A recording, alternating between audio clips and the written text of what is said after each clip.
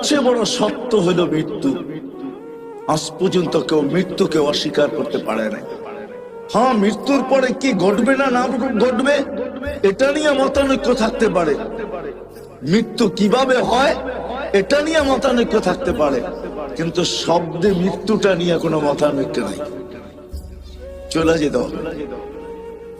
বিদায় আমি জায়গায় চলে আসছি, বাবা উচিত।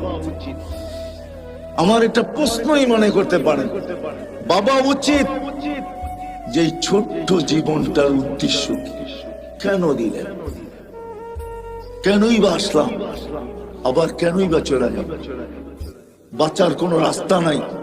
আল্লাহ চ্যালেঞ্জ দিয়েছেন, আইনাল মাফার, তুমি ভাগবে তো ভাগবে কোথায়?